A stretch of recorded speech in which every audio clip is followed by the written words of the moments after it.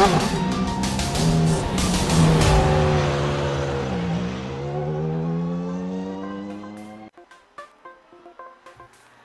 1962, the Mid-Ohio Sports Car Course has seen plenty of different types of racing. It has, of course, hosted sports car racing since its inaugural season, U.S. Formula 5000 action, kart, and, most recently, NASCAR. Today, it gets ready to host the Grand Prix legends as they get ready for race number 3 of the campaign. Who will bring their Lotus 49 to the top step of the podium today? We're about to see live on the global SimRacing channel of the iRacing Esports Network. We welcome you today to the virtual Mid-Ohio Sports Car Course in Lexington, Ohio for round 3 of the Grand Prix Legends season. I'm Justin Prince, so on some of the booth today is Ryan Walker. Behind the scenes is our director Sean Ambrose, and he's using cameras provided by Dougie Beer. Now, what does it take to maintain pace around this circuit? Let's take a look at your GSRC lap guide for the best way around the Mid-Ohio Sports Car Course.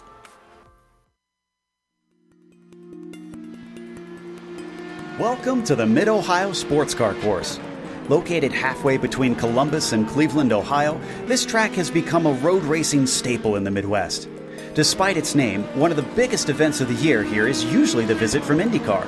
The full 2¼ mile version is what is most frequently used, but it also includes a chicane layout and a short course. While each one officially has 13 turns, they do have distinct differences. The chicane layout was the only version for the first part of its history, in which the keyhole included a bus stop style back and forth jink on its entry. The short course simply bypasses the whole keyhole section altogether. The various turns have some rather famous names, such as China Beach with its downhill braking, inviting you into its eponymous sand trap, or Madness, which is a single file set of S's with drastic elevation change. There's also the Carousel, and this more than 180-degree turn offers a variety of lines that can be taken. Perhaps the most unique feature of the track is that in the real world, starts are rarely taken on the pit straight. Instead, the green flag is given along the backstretch where an extra flag stand sits. Naturally, sports car racing is the main staple of the venue, but motorcycles have a long history here, and in more recent times, NASCAR has started to hold races at the track. It also hosts driving schools and days for amateur racers to get on the circuit. The Buckeye State is often more closely associated with dirt track ovals, but the amount of history and prestige in Mid-Ohio's events make it just as worthy of notoriety in the region.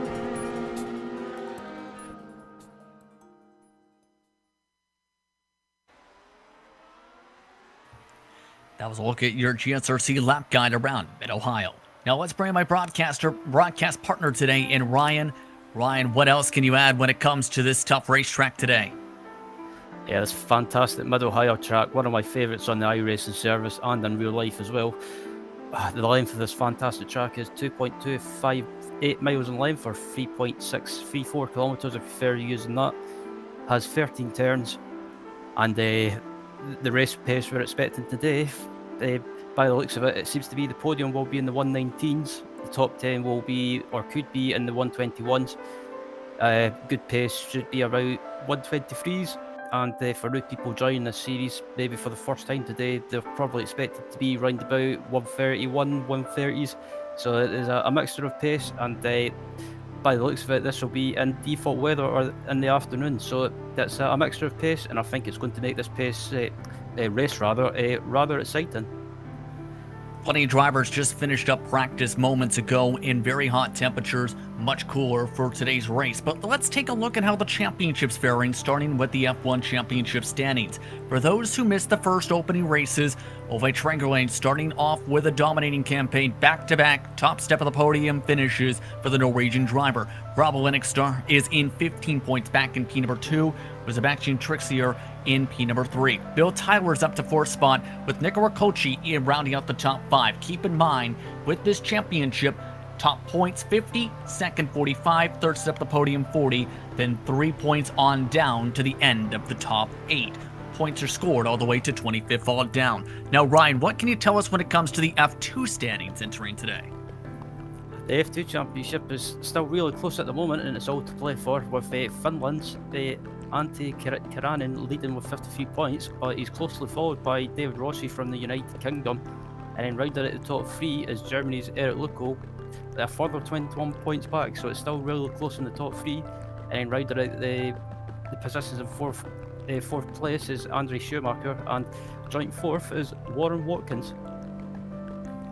That's a look at the F2 Championship. Now, F1 Championship is open for anyone with over 2,500 I rating at the start of the season, under 2,500 IR. There's also the Nations Cup, which is in the spirit of the 1967 Formula 1 Constructors Championship, with the top placing driver in each country scoring points for their nation. Norway's on top of the board with the back-to-back victories for Traegerade.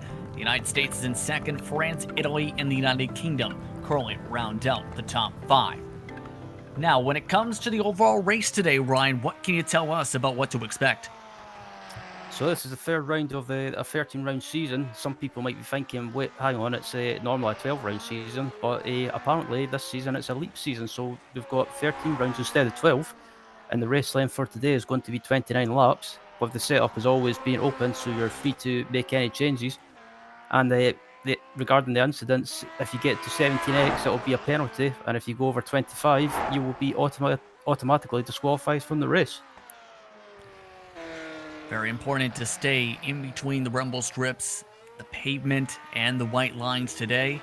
As some may say, it's important to be able to keep on the track. There's a reason track limits exist. But qualifying is underway about halfway through in an 8-minute, 2-lap solo qualifying session. Mick Claridge currently at the top of the board, just putting his car up there with a 119.436, 119.7 right now for Dorado, and Traegerade just bumped his way up to second with a 119.6. So very quick pace for these drivers, as to be expected. 103 degrees Fahrenheit is the track temp today. 74 is the air temp, partly cloudy skies, but fairly gusty at about 6 miles an hour to the southwest. Yep, and the track conditions today, by the looks of it, are going to be a huge factor. There's been a few drivers struggling, and even one or two drivers have decided to pull out from the race before we've even started, just because they're not comfortable. So, yeah, these drivers are going to be on their toes this afternoon. And Mick Claridge, he's had not the greatest starts to this season. He's the last time at Monza, he just had a nightmare in the early stages, but managed to recover to finish in the top 10. But Ove Traegerade is pretty much the man in form at the moment. Seen Peter Mikus put his car up to 4th position for the time being in the 119s as well. 6 drivers have reached that point, including this number 14 you just seen stop.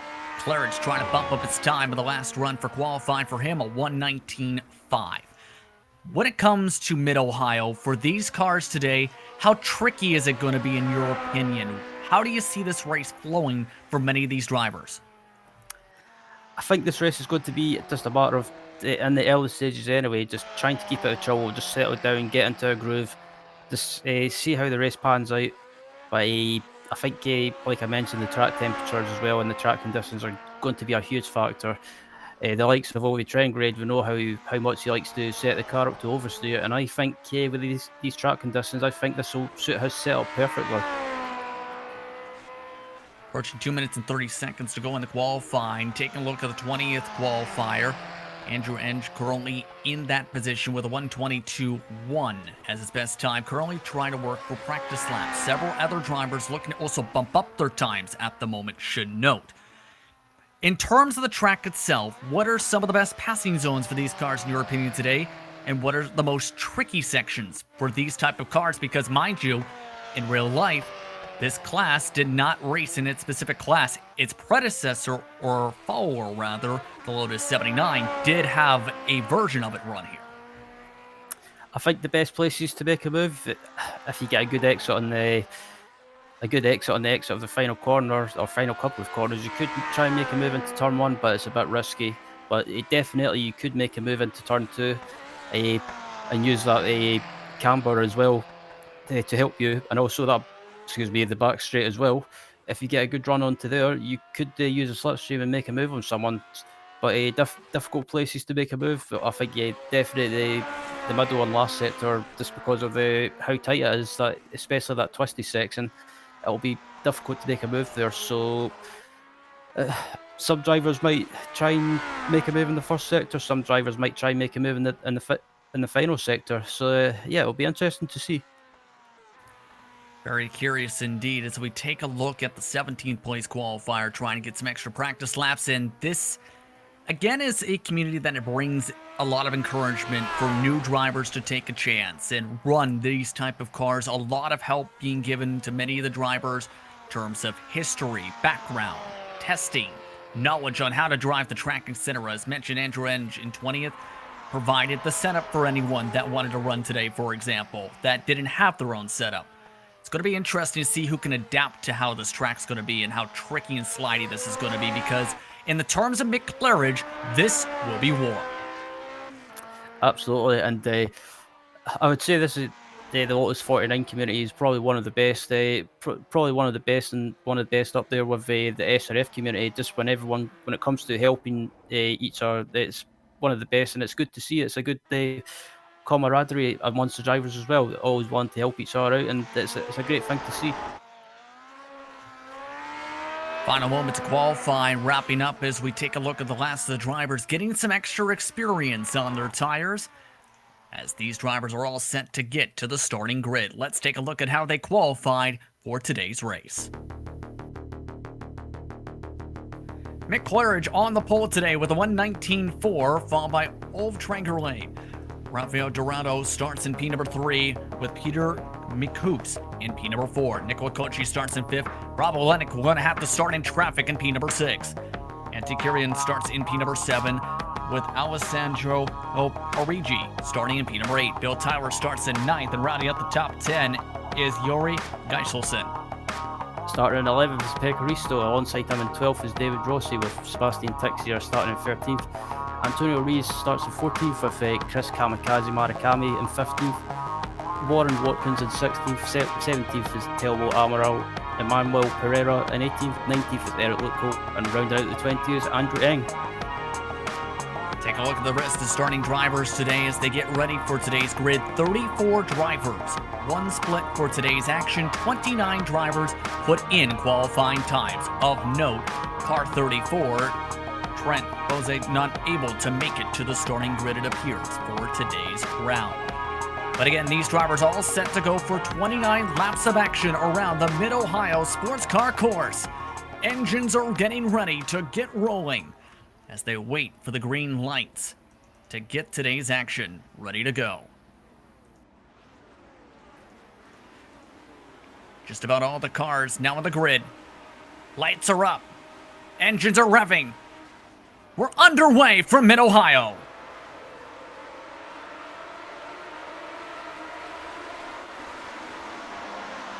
Mick Claridge with a good start up at the front of the field. Single file. Trangerade has to keep it off the rumble strips as they make it over to the keyhole for the first time. Already the battle is on for third on back.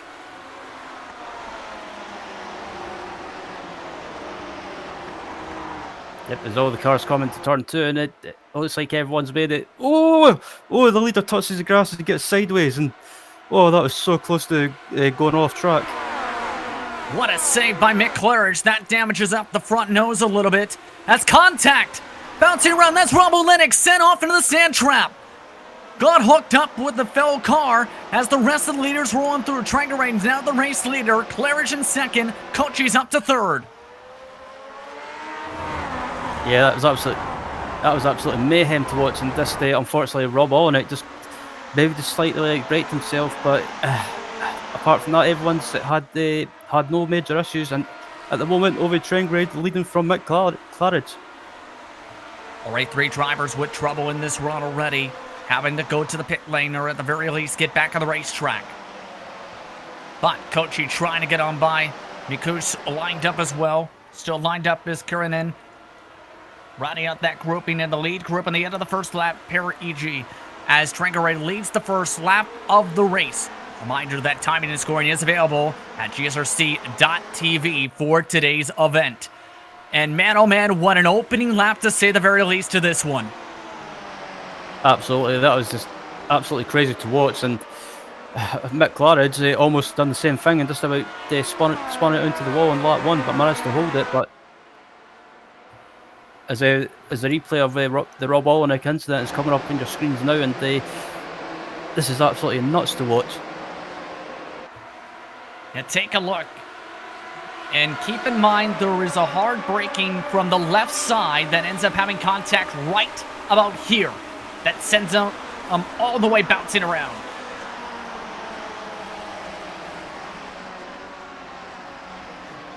Those two sent all the way off the racetrack into China Beach. It's in a faraway distance, to say the very least. But it's a 0.7 of a second gap for first and second already. And man, oh man, Claridge is really slipping and sliding all the way off the groove, heading off to the final corner in the carousel. And rider on board of Nicola Cochi at the moment as well, putting huge pressure on Mick Claridge, but Cochi under huge pressure from Peter Nikas behind him, so the top four are relatively close together, but at the moment still Ove Trengri leading, but he's slightly increasing that gap. Yeah, really slipping and striding in front is Claridge. Talked a little bit about today that expecting it to be easy to overheat the tires to allow anyone to catch up today.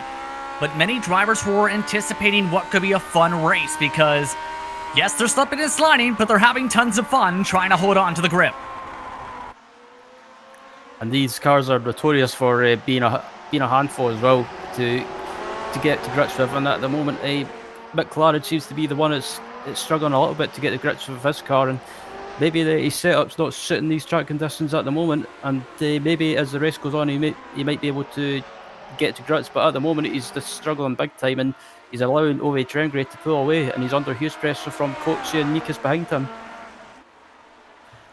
Of note, Bill Tyler from 8th place last time by had an off track where he lost his entire front nose. The 7 car got hit by a secondary driver. He's been shuffled back to P18. That was in Sector 2. But when it comes to these cars, when it comes to the damage, I have to ask you, Ryan, they hit the ground a fair bit. If you miss your marks especially, we've seen a fair bit of for some of the lead cars. But Claridge has a significant portion of damage on that front nose. How significant, in your opinion, is it? It doesn't seem to be hindering Claridge at the moment too much, but maybe it's these cars are notorious for hitting the ground, especially under braking, just because of the weight transfer going to the front under braking, and it doesn't seem to be affecting him too much. But currently back further in the field, there's a battle going on for P8 at the moment. Yeah, this is the train. Trixier currently running away. Watkins trying to gain time, but also several drivers trying to gain time, including the 8 sliding off into the sand trap. So one car already snapping in that group. The rest of the drivers, though, still keeping up in the train at the very least. As Watkins now has a bit of a cushion. Taking a look on board now as he tries to close up in on Trixier right up the road, though. Yep, Watkins having a good run at the moment, and he's got Tixier in front of him, but at the moment Watkins just seems to be comfortable at the moment. There's not really anyone trying to fight him or right behind him at the moment. It's just as he gets a bit sideways into the final corner, but manages to gather it back up and just proof that this car is a handful. 25 laps to go, that time by across the stripe. Still early on in this race.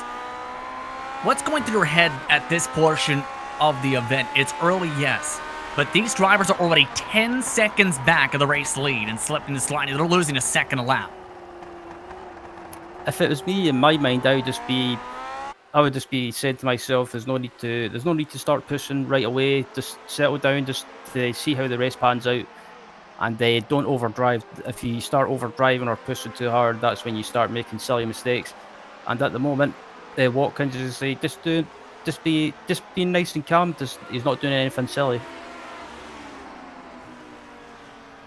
Indeed. Taking a look at the battle for the lead as top 4 all single filed out. 5th driver also slipping, sliding in the backdrop. That was the 14.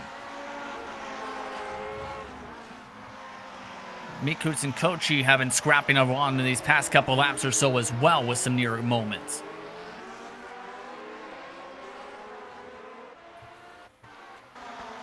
Take a look at the screen as this is a swap for position amongst these drivers between the 4 and 3 cars in this race today. And it looks like Kochi just got sideways under braking, and maybe just a little bit too much brake bias on the rear, but he manages to hold it and get it gathered back up, and as the coaches went off again, I think. like slipping and sliding to try and gain time. Instead, loses time almost in the braking zone. Back up towards the front. They are closing in once again on Tranquilate and Claridge. Claridge is, despite slipping and sliding the back tires in half the sections, reeled back in the group at this point. Lost 2/10 though with all the slipping and sliding around China Beach and in the S's.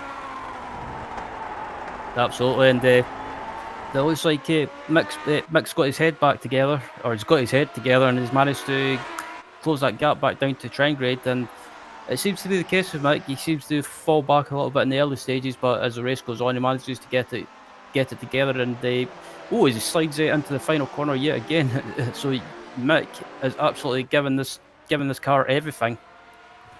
Of note, track is getting hotter. +4 since qualifying in track temp. Fahrenheit +1 air temp. Wind has settled down around the racetrack. So it is getting more and more greasier. We talked about this before the broadcast today. This is right in Ove's wheelhouse as we look at the battle for 14th on back. This is a battle for P14 with Pereira and Bill Tyler, and I think we've got a bit of a trend going on here as well. And they also in this trend you've got a Amaral and a Marikami as well. Mind you, Bill Tyler, we mentioned that was the car that ended up getting hit on the front nose. Well, doesn't have a front nose cone, by the way. Does still have a radiator, though. Take a look. That car still got some pace despite having no front body work on that machine. Yeah, it's quite amazing with these cars as well that even if they lose like a front nose or get slight damage on the front, it doesn't seem to affect anything like straight line speed. And amazingly, some of these drivers are still able to keep control of the car, and fair play to them. But Tyler under attack, or Pereira under attack rather, from the Tyler and Amaral, as the battle back up at the front between Mikas and Kochi is still going on for third position. Yeah, Mikas just slipped and slid his way back to Kochi. Taking a look on board from Kochi inside the slipstream, heading towards the keyhole. A few times he slipped and slided on the outside. This time, able to stick the grip just well enough to be in slipstream range down the back. Yep, and these two are still scrapping away, but back up in front of these two guys, the battle for the lead is still going on between Ove Trengrade and Mick Claridge, and Claridge has managed to close that gap back down to about half a second. Yeah, that time Claridge up the road was in much more comfortable spots as Kochi still cannot get on by that time. Staying with the line. And do you fight if you're in this group for third, or do you try and draft together to get yourself up to Trengrade and Claridge, in your opinion? That's a tough question. I think it depends. If you think you're in with a chance of winning, maybe these two, maybe Mikas and Kochi could work together and maybe draft up to the back of Claridge and Trengrade. As the battle for P14, Bill Tyler, by the looks of it, has managed to get by Pereira, and it looks like they're also being joined by Marikami, and joining the battle now is also Telma Amaral. So Pereira slipping back, and Pereira talked about pre-race to his fellow competitors. His best personal lap was in qualifying. It was a P18 qualifying run. Gained some time after some of the attrition in the early going. Now is slipping and sliding back, has fallen to the 123s already compared to his qualifying pace, 1.1 seconds of fall off in minimum.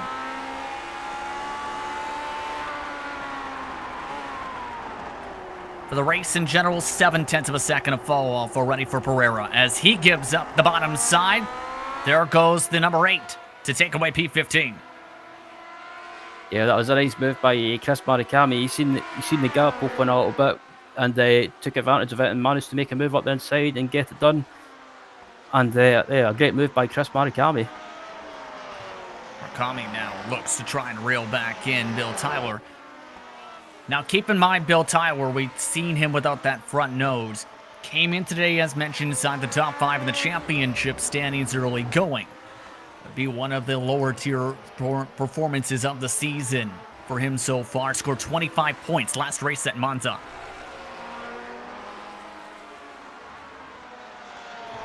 Back up towards the front. Tranquered and Claridge now look to scrap. Claridge wants the lead back on the high side. Trying to make the move around the edge of the keyhole. Not able to make it work. Has to try and be more patient once again as he lines up behind Tranquered. Behind them, Mikuch and Kochi also switching positions as they've fallen off 2 seconds. Claridge to the bottom of the racetrack. Heading off towards turn 4. Side by side off the curbing. Mick Claridge still can't get clear with the squeeze. Yeah, these guys are leaving each other plenty of room and also giving each other respect. These guys have raced each other in the past, and they've got an idea of how to race each other, and they're giving each other plenty of room and respect, and still side by side amazingly. Wheel to wheel as they head towards the carousel once again. Claridge given the lead. Tranquered backs off. A chance now for the 6 to try and reset. Claridge has been looking good in the draft throughout this race so far, Ryan. That's been where he's been gaining any time he's lost from mistakes. Absolutely, and also he seems to have got his head in gear, and they managed to regroup and pull back up to over Tranquered. But also him and Tranquered battling away has allowed Kochi and Mikas to slowly catch up to him. So we could be very well on for a four-way battle for the win. Claridge, massive bobble under braking that time. Loses a bit of momentum, but all that fighting, guess what? If you fight side by side like that for even one sector, that allows everyone else to gain back. Guess what? Who's in the draft? Kochi and Mikuj are now just within range to get back up to the leaders after losing a full second the previous lap.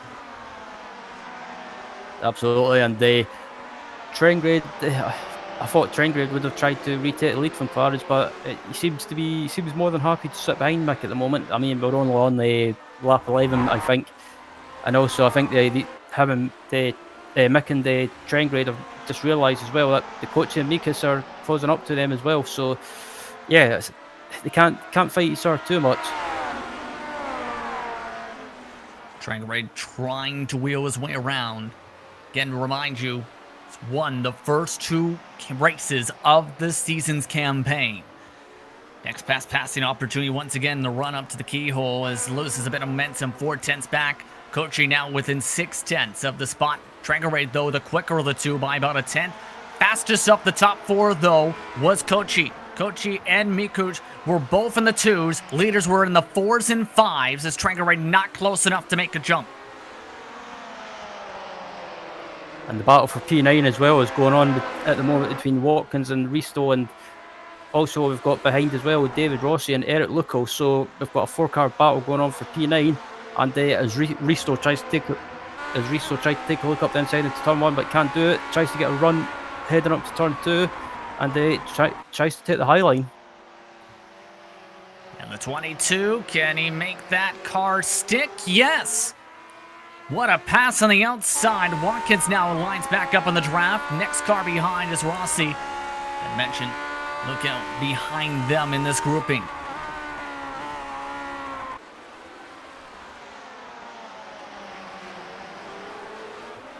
It's looking like it's going to be fairly entertaining in this grouping here, Ryan, with the way these cars are all scrapping in similar pace. Absolutely, and this is another thing I love about this series. There's not just battles going on at the front, there's always a battle going on in the midfield or even at the back of the field. It's just wherever you look, there's always a battle going on. And this battle has been going on for quite some time, and Risto's actually pulling away from Watkins at the moment. So it seems to be Watkins might be struggling a little bit with maybe the track temperature or the track conditions, or maybe just struggling with the setup. Was a 10th off the pace compared to the 22 last time by before the pass. With that move, near dead even on lap time, but has slipped back about a second or so throughout the portion of the lap and has dragged everyone else closer on back, and is also allowing, by the way, that's Bill Tyler in the backdrop, who's up to 13th and is closing in.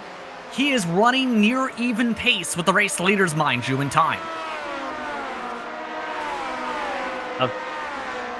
Absolutely, as Rossi and Luca are going at it, and it looks like Luca is trying to make a move on the outside, and it'll be interesting, can he try and get the move done on the outside? I don't think he can.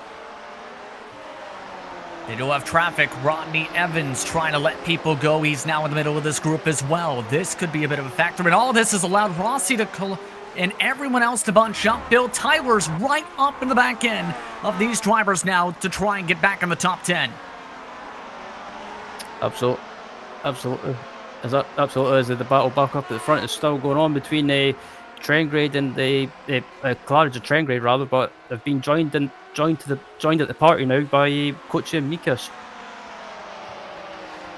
Kochi in the 120s last time. Trengrade the fastest of those four. Taking a look on board from Ove as he clips a bit of the grass, has to bobble the wheel. 3/10 behind, not close enough to take the reach quite yet, but has been fast enough to stretch the gap a little bit more with the help of the draft in front. Indeed, and it's pretty much this 4-car battle going on for the lead because the 5th place man, Kiranen, is basically falling back and he's all by himself. And he's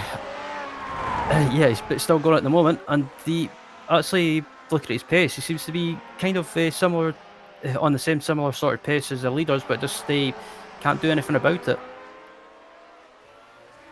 Yeah, right now that is 1 second behind the pace of the leaders, and this is the difference between the good drivers and the great drivers, it seems. When it comes to open wheel racing, if you can match your lap time and have very little fall, maybe a couple tenths throughout an entire race, that puts you up into that top tier. Claridge, for example, just set his fastest lap, despite the fact we're now at halfway in this race on lap 15, coming to 14 to go. But compare that to some others, they struggle a bit with the tire wear, even though, in theory, you burn more fuel, the car goes faster. Absolutely, and at the moment, it's still this battle for the lead going on at the moment, and they've got a back marker there coming up to the lap, and this could play a factor into this race. And if the top 4 catch up to this back marker in the wrong part of the track, this could play into the hands of possibly Kochi or Mikas. Absolutely, these 4 drivers all separate by under 2 seconds. Trengrade's been able to power a little bit faster through portions of the S's all the way to Thunder Valley, but just hasn't been able to get close enough through Sector 1 to try and get the draft back if he elected to do so. At this point, do you think Trengrade's just wanting to stay behind, maybe thinking about fuel mileage or something along those lines, or is he just being patient? I think Trengrade, he's playing the patient game. He doesn't want to try and take any risks at the moment. Just sit behind Claridge, just let Claridge know he's there, but he's not going to do anything silly. Just maybe plan what he's going to do in the closing stage of the race as they come up to the back marker, who beautifully gets out the way, and good sportsmanship there. Doesn't try to hold the leaders up in the middle of turn 2. But yeah, I think Trengrade just wants to try and plan his move at the moment and not go for it straight away. Back around P10, that's where Tyler's now fighting to try and get back into that grouping. A great recovery drive after being involved in the early incidents of this race today.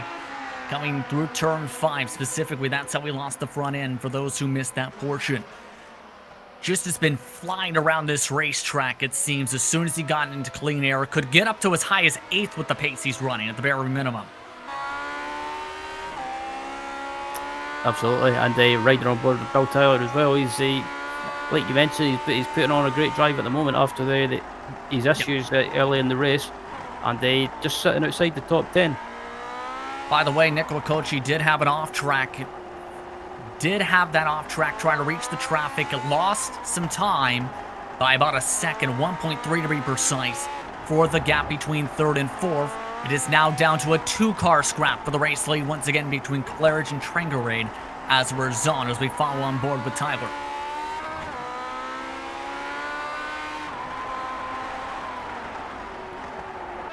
Let's take a look where Bentley and Dorado are at the moment. They also had decent qualified runs. They're going in P15 and 16. For Dorado, remember, started in 3rd position after having the turn 1 crash. Got shuffled back in the field as a result after having to roll onto the China Beach.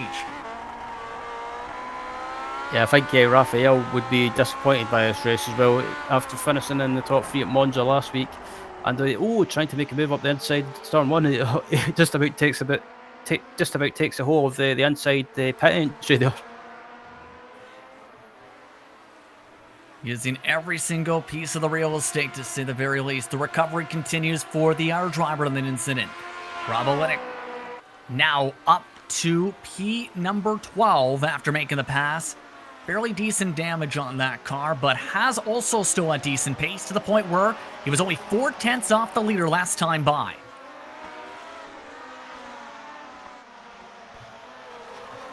Up at the front, Claridge and Traegerade trying to build themselves around. And here's the thing for Claridge, had the chance to draft off lap traffic. That's Douglas Nelson to pull an extra couple tenths of a second from Traegerade this lap. Coming to 11 to go. Yep, and at the moment it looks like Mick gets a bit of a slide on the exit, but it looks like Mick at the moment is just controlling the pace and just controlling that gap. But Traegerade just seems to have fallen back. Maybe the track conditions are not suiting him. Traegerade's off. Traegerade off into the sand. Able to keep it away from the tires, but that loses him at least 2-3 seconds. Here comes Mikas up to the backside. The battle's now for second after a massive mistake by Traegerade. As the replay's coming up now, and it looks like Traegerade just maybe riding on board with Traegerade as well, and it looks like he may have just carried too much speed under braking, or maybe just missed his braking point, and he just gets sideways and tries to. I think he just decided to let the car slide instead of trying to fight it. Otherwise, it would have ended up in disaster. But back up at the front, Mick Claridge just pulled away, and that gap is about 3 seconds now.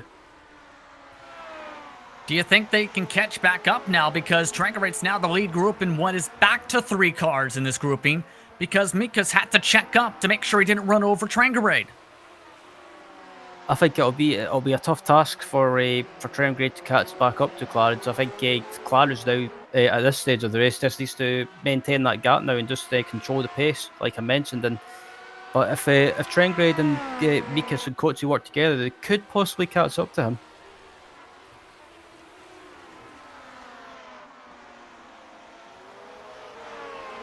Slipping and sliding. Let's take a look at Rob Olenek. Made the pass last time on Bill Tyler. Loco just also got passed, so Rob Olenek's back up to the top 10. Well, all of a sudden, Bill Tyler's pace starting to slip back a little bit. Remember, those are the 2 drivers who had to go off to China Beach. Remind you once again, it's been an impressive job so far from Rob to really charge his way back up to the field. Was a bit more patient, it seemed, on his trip back up to the grid, but once he seemed to get the rhythm back together, just charged up from the 20s, back up to the top 10. Yeah, it's been a fantastic drive from Rob. Rob Olenek. He's a quick driver on iRacing, and anything he seems to jump into, he's always been quick. And Rob gets sideways, and he's put on a great drive to get back into the top 10, and it looks like he's picked up another position up into P9. That was Warren Watkins, who had a snap of oversteer on the corner entry. That time the S is off to Thunder Valley. These drivers right now scrapping about 37 seconds back of Mick Claridge. 10 laps to go this time by for this group of drivers.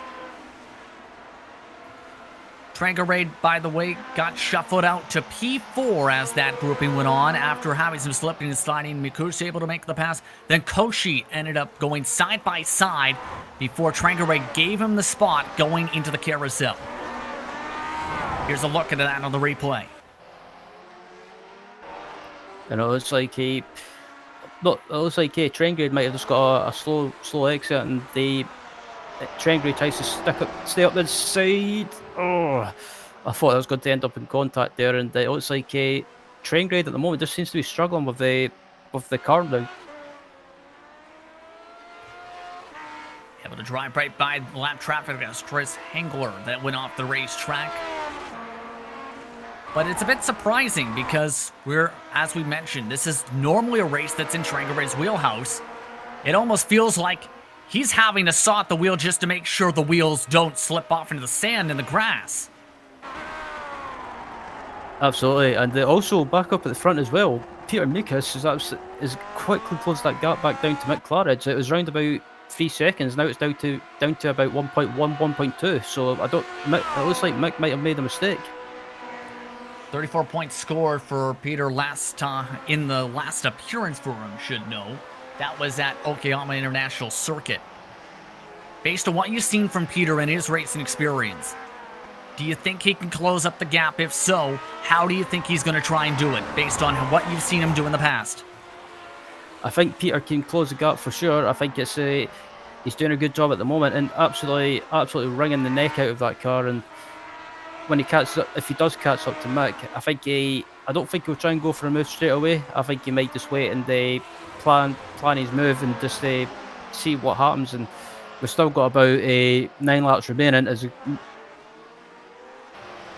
P10 continues to be very crazy because Towers found pace again in the 12th spot in that grouping. Keel trying to lead that grouping right now. Watkins got past this lap. We also have David Rossi also in this grouping of drivers. And a bit more sliding up at the front for the 16 machine, able to hold on. And Watkins again misses the corner. Off the track goes Rossi, hard into the tire barrier. The 17 from 13th spot last time on by, now shuffle back to 15th with that mistake. Just rider on board as well, and it looks like he just got in the power and they maybe just got too much wheel spin and unfortunately lost the car and nudged the wall, but it looks like he got away with it and he's still going. Can't confirm part of the reason Mikos was able to close on in was a part mistake from Claridge in turn 1 the previous lap. Still within 1.1 seconds of that group for reference sake.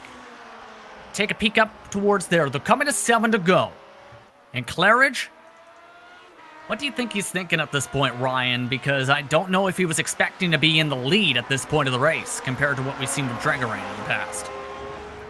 I think Claridge is just he's trying not to make any mistakes, but unfortunately the previous lap he did make a mistake, and that's allowed Mikas and also Kochi to close the gap back down.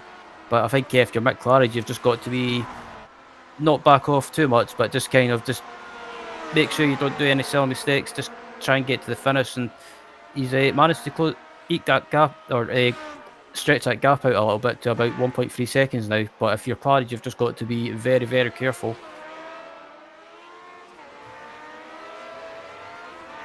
Pulled an error, a few tenths of a second out of his hat throughout this lap, by the way. Claridge.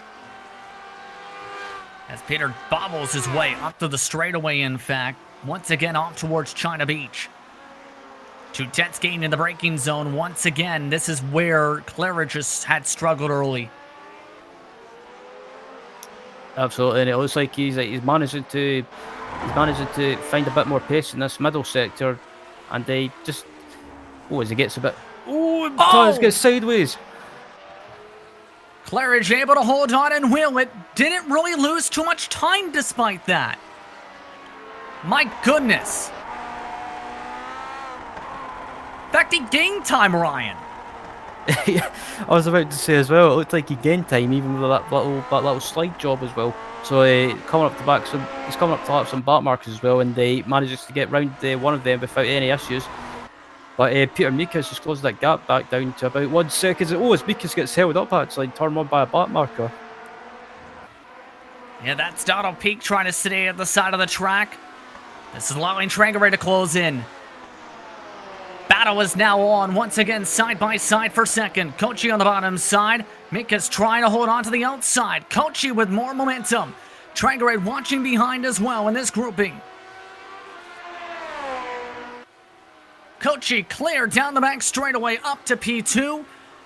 Now it's 1.7 seconds to close up, coming to 5 laps to go.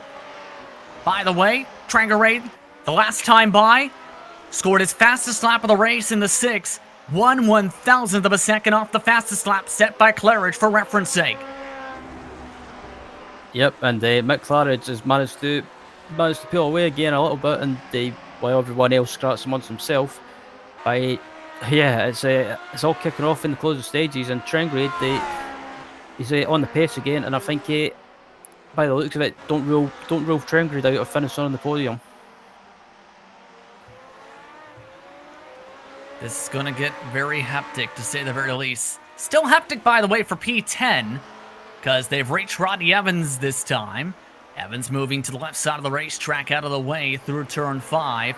Bill Tyler still wants to get a top 10. Dorado in this grouping as well. We also have Watkins in this drive. So several drivers in recovery mode, all trying to make the move. Up the road, Kochi and Mikush still scrapping. Kochi still in P2 for the time being. They've gained time, 3/10 this lap. Absolutely, and it looks like this battle for second and third place is going to go right down to the last lap, and not too far back behind these guys is Trent Grade, as we just spot him in the camera in the background, but Kochi and Mikas are absolutely close together. Up in this grouping, by the way, as well, lap traffic could be a factor too, because Yuri's the car up the road, had 2 off tracks, including a slam to the tire barrier in that pink machine, gets to the side of the racetrack. No time lost for those drivers, as Yuri able to give them the spots at the right moment, the right time.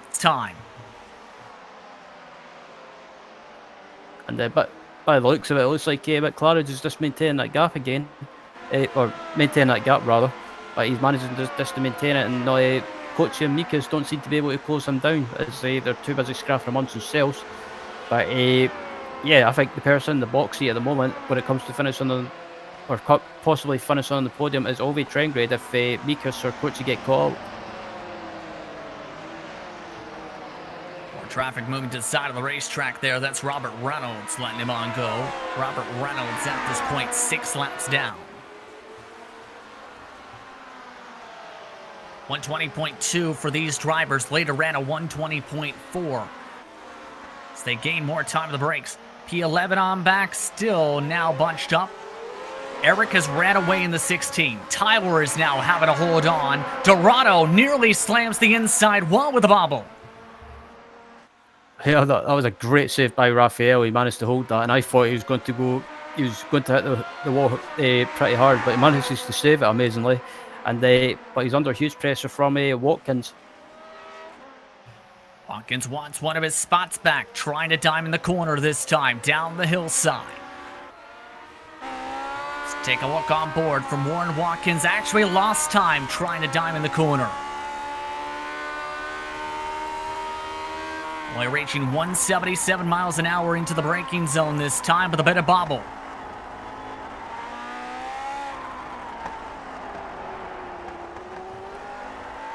Seen in the upper corner of the screen just moments ago, Mick Claridge, new fastest lap of the race, 1:19.743, coming into 3 to go mark. Yep, so Mick has got the hammer down and managed to pick up his pace again a little bit and just maintain that gap. But further back in the field, the battle for P10 is going on between Luco, Tyler, Dorado, Watkins, and the kamikaze man himself, Chris Marikami. Still bunched up for the time being, but Mikus and Kochi are still scrapping hard. Kochi with a bit of a bobble this time. Here comes Mikus having to check up hard, nearly hits the back engine.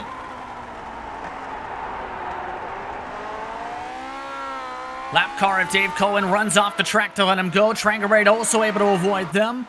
2 to go this time by. And this battle's still going on as well. This is absolutely fantastic to watch. And Mick Claridge, but by the looks of it, has managed to increase his gap to about 1.9 seconds as a back marker getting out of the way in the final corner. And actually we've got a couple of more back markers by the looks of it. So this is going to decide this could be a factor in the battle for the final, for the 2 steps on the podium. Already the leader has lapped up to 20th spot. Could catch 19th by the checker flag, Andres Bruno. Here comes Mikas now with the draft this time. Taking a peek to the left side. Trying to battle for second. Backs up the corner. Kochi harder on the brakes. Kochi hits the rumble strips. Mikas holds on for the time being. White flag this time by. And then in the background as well, behind Peter Mikas is Ove Trengrade. I think Ove Trengrade is just he wants to try and catch up to these guys, but he won't try and pass them straight away. He just wants to try and catch up to them and plan his move on the last lap. It's a difficult one though. Where do you pass in the last lap? Do you try and make a move on the back straight, or do you try and make a move heading into the final couple of corners? The battle for 10th just shuffled around multiple positions. Towers now in 10th, but the white flag is out. 1 lap to go for Mick Claridge. The multiple-time series champion looking to come away with his first victory of 2020 Season 3, holding on to a 1.3-second gap into Sector 1. I'm just watching as well. It looks like Kochi, Mikas and Trengo, they're actually closing Claridge down quite quickly. Side by side, Kochi holding on the outside. Mikas has a couple more shots. Traffic moves to the right side of the track. Douglas Nelson stays out of the way. One more car up the road. Bruno might be a factor in this battle. One last shot for Mikas, hoping to pressurize a mistake from Kochi.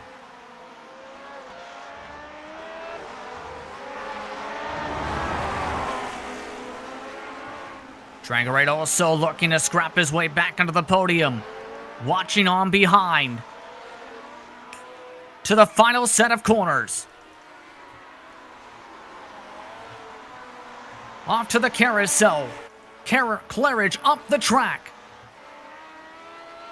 For the final time, he'll allow the 19th place car to stay on the lead lap. Mick Claridge wins it at Mid-Ohio. Second spot, Kochi holds on. Mikus rounds out the podium. Trangarate comes home in P4. The battle for P11 still up for grabs, though. That was after Tyler ran up into 10th. Eric had a mistake that led up to this. Dorado wants to recover as high as he can.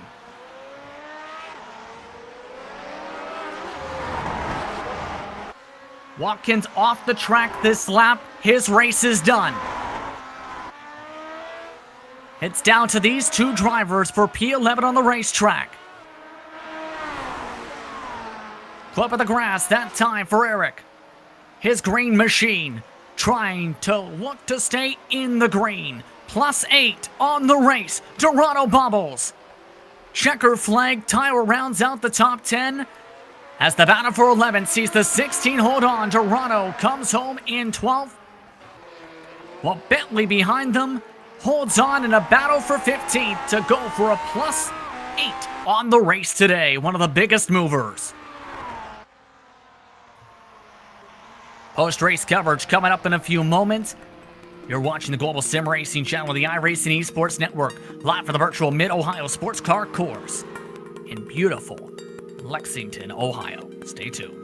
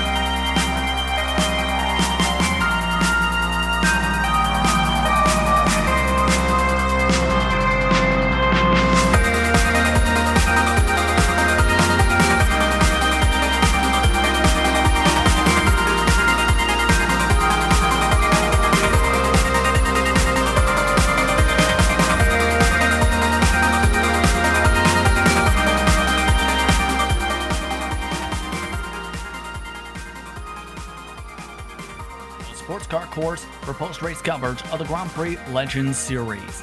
After what was a thrilling race, and for some, a race that is tiring after the battling these drivers had to do today, Mick Claridge came away with a race victory by over 0.8 of a second. Nicola Kochi came home with the second step of the podium. Peter Mikuch rounded out the top three, with Ove Trangarade coming home in P number 4, 1.5 seconds back. They were the class of the field today, with Antti Kiranen coming home in a lonesome bubble in P5, 18 seconds back. 5 seconds behind that, quietly in P number 6 today, it was Alessandro Pergini coming home in that spot. Trixier coming home in P number 7. Rob Olenek coming home in P number 8. Risto in P9, and Bill Tyler, recovery drive number 1 of the race today, rounded up the top 10. Germany's Eric Luca was finishing 11th, with Rafael Dorado finishing in 12th. Chris Maracami had a good race to finish in 13th. David Rossi finished in 14th. 15th was Colin Bentley, and 16th was Antonio Reyes. 17th was Emmanuel Pereira. 18th was Andreas Bruno. And then the first of the cars that was one lap down was Warren Watkins in 19th. And then rounded out the 20 was Andrew N. Dave Cohen came home in 21st. Donald Peake quietly in 22nd, where he started. Rough race for the 12 machine for Yuri. Was in the top 10, up to as high as 7, before smashing to the tire barrier coming off of turn number 9. Then spun a second time before falling to 23rd. Chris Hengler finished in 24th, the last car 1 lap down. Gary Anderson 2 laps down, 25th. Ronnie Evans 26th. Douglas Nelson in 27th. Robert Reynolds finished in 28th. 11 laps down was the 19 machine of Telmo Amaral in 29th.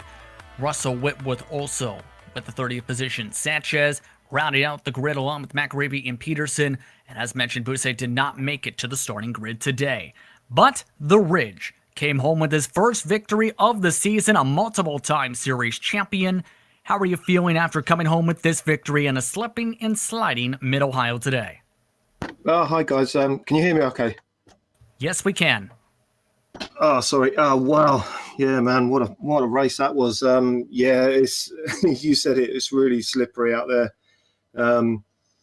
Yeah, I couldn't believe fourth gear wheel spin down the back straight and lost the back end. I couldn't believe that happened. That's not happened all week, and we've had hotter and colder temperatures than that. So yeah, that took me. That was a bit of a shock, when that happened. But was able to stop it from spinning. And then I think Uwe was running a slightly higher tyre pressure because he was getting away from me for the first few laps. And then I remember a lap where I caught him in turn 1, and I just thought to myself, yeah, I think I can do it. I think I can get back into the battle, So I think it was tyre pressures. But yeah, man, side by side through the twisties there with Uwe. That was brilliant. Yeah, I was going to say this looked like a very tricky race. You talked about earlier, just before the start of the grid, you expected it to be a war. How tricky was it to try and maintain speed, maintain the grip, and what was a very difficult track, mind you? Lots of your competitors did slide off the racetrack at some points. Yeah, it's exactly as you say. It's a battle with not only with the guys, with the track and the tires and the car. The car's just got too much power going through the rears. So you really you sort of have to find your lap time and try and stick to it, because if you just push a slight amount harder, you just burn the tires up, and then that's it for the next lap, and then the guy behind catches you, and all sorts of stuff happens. But I mean, you probably saw. Everyone was around the same sort of lap time at the front, and that's what tends to happen here. I think it's happened all week. We get to a certain lap time, and that's it. You're stuck there. So it really makes it hard to pass. So I was really happy that I was able to get back to Uwe, and put a bit of a fight there, But I really loved it. A lot of guys have been sort of saying, "Oh no, it's too slippery all week," and all the rest of it. But I sort of like it. It sort of makes me feel like that this is how the car was in real life, That's a great way of putting it, and indeed, especially the importance of the realism with this community. Now, Road America is the next track, and what continues what I like to call the American Tour for this series for the next few weeks, as this is a stretch of 4 different races in North America. How are you feeling about Road America with this car? yeah, this is a great car for Road America. You get up to so much speed down the front straight, you know, and the long braking zones, and there's more grip. You know, no matter what the weather's doing, there's more grip at Road America, so that's going to cheer a lot of guys up, and yeah, that'll make it a little bit more of a normal race, you know. But yeah, I still expect a big battle, you know, between the guys. Everyone's getting quick, you know. Rob messed up qualifying today. He was so annoyed, you know. You know, he was within half a tenth of us lot up the front. You know, he should have been up there fighting. So that was annoying, you know. So I think it's going to be a really close season. I don't think anyone's going to, you know, push off into the distance like last season. You know, I think it's going to be really close throughout the whole weeks. You know, what we got left. So I'm really looking forward to every track. You know, and then we got the big ones at the end, Le Mans and Daytona. It's just going to be insane. Absolutely, and especially with Daytona being what could be an absolutely entertaining race, to say the very least. Overall, though, who would you like to thank for being a part of your victory today, your first of the campaign? Do you know what? I'm going to thank Yuri. Let me try and say this second name right. I won't, but let me try. Hidson. That's not right, but he gets it. He did a paint for me. I don't know if you guys saw it today because I didn't know if it went past through IESN. But yeah, he done a nice paint for me today for today's race. So yeah, cool. So thanks to him for that. If you're referring to that very beautiful mattish yellow and black machine with the Ridge logos all across the car, yes, indeed. It made it too. Cool. And it was a very beautiful car today. And a very beautiful one to see in Victory Lane. Congratulations. Cheers, Justin. Thanks a lot, mate. Cheers indeed. That was Nick Claridge coming home with the race victory today. Second place finisher Nick Wakochi standing by with Ryan. Yeah, the Italian finisher in second place today. And Nicola looked like a very eventful race and a pretty awesome battle in the closing stage of the race between you, Peter, and Ovi. Hey guys, yeah, hi Ryan. Yeah, it was really a crazy race for me. I may have finishing second, but I was for sure the first of the half-drunk drivers here today because I had like a very interesting lunch today, so I wasn't really focused so much on the race, as you can see, because I did like two major mistakes. I hit the bottom of the car twice in the same corner, and I have to leave my place both times to Peter, but luckily the top guys stick together and I was able to sneak into, and I was fighting every lap against them, against the car, against my focus, and I think I got a little bit lucky to take the second place because Ove and Peter for sure they were at least at my level, but a little bit of unfortunate situation for them, maybe to make a couple of too much mistakes, and Peter have a very unlucky with the lot car that allowed me to attack him, and luckily was able to stay ahead of him for the whole lap. I almost lost my second position in the last lap, and that was very infuriating for me. But I was able to keep it, and so yeah, that was a very eventful and crazy and hard race to be into for sure. And the Mid-Ohio, what did you think of the track and the track conditions? Did you think it suited the Lotus 49? And if so, would you like the series to come back here next season? Yeah, well, first of all, I will change the name to Drift Track, something like that, because it fits a lot better than Mid-Ohio. But you have so little grip here that is driftland. So you are basically drifting with at least with this car all over the place, on acceleration, on entry, on middle of the corner, is everywhere. You're always drifting, and it's very fun to drive like that because this kind of styles fits my way of driving, to be honest. So I kind of like the track and the combo.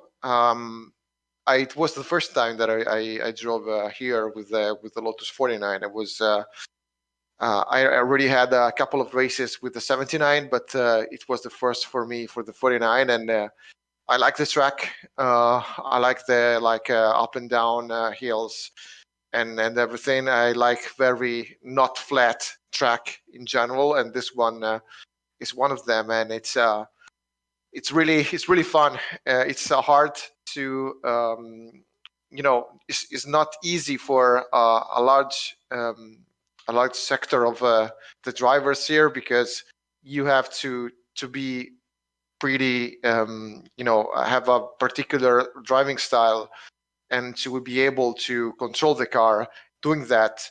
And this is a very perfect track to show that. And so yeah, I like it. I think it's delivered a very good show today, and I hope it will come back. I'm heading into Road America next week. Is it a track you like, or have you ever raced here in the Lotus 49? Yes, I was. I already raced there with the 49, and I think that's one of the most incredible things I ever saw in iRacing. It's see Michel Dudugnon driving at Road America with the 49, because I never saw anybody have that much of a gap, as that much of different speeds on a track like this one. So I don't think this is going to be part of the race. But if it's going to happen a miracle, just watch out for him, because in Road America with the 49, it's totally unbelievable how fast it is. He is. Good stuff. Well, thanks for joining us in the booth, and congratulations on the second place, Nicola, and we look forward to seeing you on track next week. Okay, thank you guys, but you can call me Nick. I'm sure that you will be more comfortable with. See you guys. As that was second place finisher Nicola Coach joining us, and have to say, Justin, that race today was absolutely fantastic. Absolutely. Fun battles up the front, fun battles throughout the entire field, and several strong recovery drives that led to exciting battles in those groupings as well. Your thoughts on what we'll see at Road America, though, as we continue the stretch of 4 straight US and Canadian-based tracks? I think Road America is going to provide us more exciting racing, as like we saw today, and I think with launch dates as well, we should expect plenty of slipstreaming battles. Should be interesting, absolutely, at Road America. But we'd like to thank you for tuning in for today's exciting action from Mid-Ohio. I'd also like to thank the entire Lotus 49 community for all of their hard work each and every season to maintain and build on the success of the Grand Prix Legends series. Of note, track surveys are open for competitors in this series. If you are a driver who races in the Lotus 49 and want feedback, to give it as well for the future schedules, be sure to fill the survey. We'd also like to thank the companies who provide the software and hardware for our broadcast listed up on your screen. Additional thanks to Jude Lawn, who provides our wonderful music. See the screen for how to get a hold of more of our great work. Thanks to the team today in Ryan and Sean. If you'd like to find out more about GSRC including upcoming races, you can find it at globalsimracingchannel.com. If you'd like to help support the channel, you can check out our merchandise for sale at gsrc.storeandvy.com. You can check out our social media on on Twitter at GSR Channel, Facebook at Global Sim Racing Channel, and Instagram at GSRC_Grand. Don't forget to head over to our YouTube page and hit that big red subscribe button so you don't miss a moment here at the Global Sim Racing Channel. The next action for this series, as mentioned, heads to Road America. You can catch that here on the iRacing Esports Network and GSRC at 9:30 a.m. Eastern Time. That's 1:30 p.m. GMT on 4th of July weekend. A fun weekend of action, to say the very least, in the racing world. We have our races for other different series coming up on your screen now, so check those out and mark them down your calendar. But until next time, race clean, race hard, and we'll see you on the track.